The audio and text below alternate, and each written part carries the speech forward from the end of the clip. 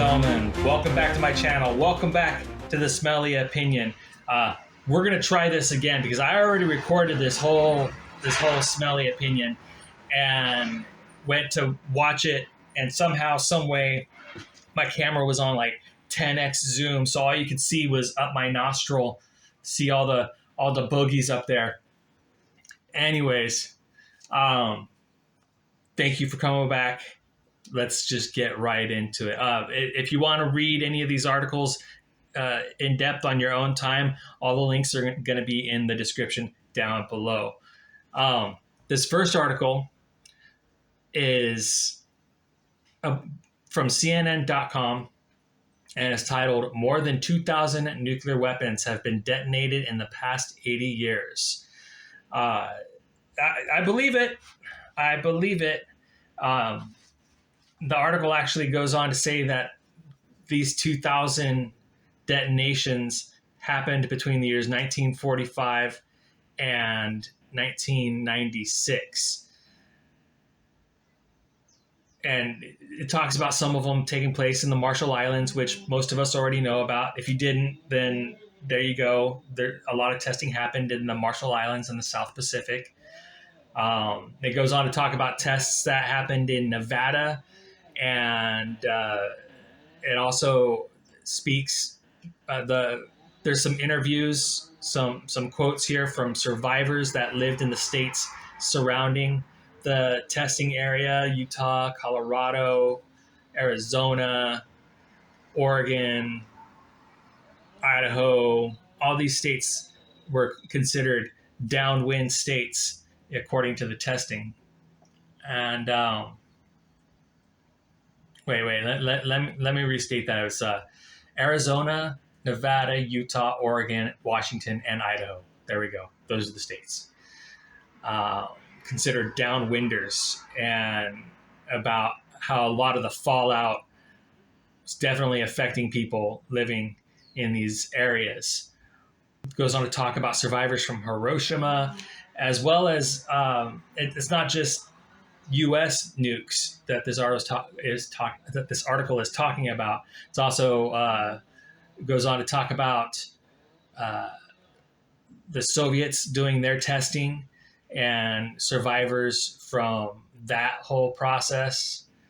I recommend you read the article. It's actually a really good, somewhat in-depth article about what took place with nuclear testing from 1945 to now. Of course, the United States hasn't tested any nuclear weapons since 1996, but other countries have. And they're finding, to this day, the quote is, "We found very high values of an isotope called cesium-137 in the food. And that isotope is chemically similar to potassium. And because of that, plants keep taking nutrients from the soil and going to bioaccumulate them. And then it goes into us from us eating these foods that have absorbed it. And the reason that they're able to absorb it is because it's chemically similar to potassium." CNN.com. I'm going to put the link to okay, if you go to CNN.com to read this article, you're going to get hit with the subscribe window, and it won't let you read anymore. So I'm actually linking to amp.cnn.com, and that'll let you read the article for free. Moving on to the next article, which this article is next specifically because of the cesium-137 reference. Walmart has had to recall a bunch of shrimp from this brand called Great Value because recent testing has showed cesium-137 in the shrimp. And it can be dangerous to humans if exposed to in high levels. Like if you eat a lot of shrimp, you're gonna start having problems from this. You're gonna get this radiation poisoning. What exactly that is, I'm not too certain. It doesn't go into too much detail about what to look out for. But all this shrimp is from Indonesia. The brand is Great Value or BMS Foods. Those two brands, Great Value or BMS Foods. I recommend you read that article, especially if you get your shrimp from Walmart. They've done a recall on it already, but the fact is, if you got your shrimp from Walmart during or before the time period uh, listed in this article, you might want to go to the doctor, get yourself checked out. This is from al.com, link in the description down below. Uh, Moving on to our next article, which I selected to be next because of the Walmart reference. Walmart has been ordered to pay $5.6 million for overcharging its customers. That's right. You heard it right. The company, which touts having the lowest prices anywhere, has been overcharging its customers. Uh, it's a relatively short article, just basically talking about the settlement being reached. And now, customers, of course, are not going to see a dime of this settlement. This is just a fine being levied against them. And yeah, that's from KTLA.com. That's a local news station here in California, KTLA 5. Link in the description down below. Now, this last article that I have here is some good news, which is arriving out of some bad news. So the bad news first is, which most of you probably already know, is Rite Aid has gone bankrupt. They are closing all of their stores all over the place, which hits my family pretty hard because my father has been working for this company for 40 years.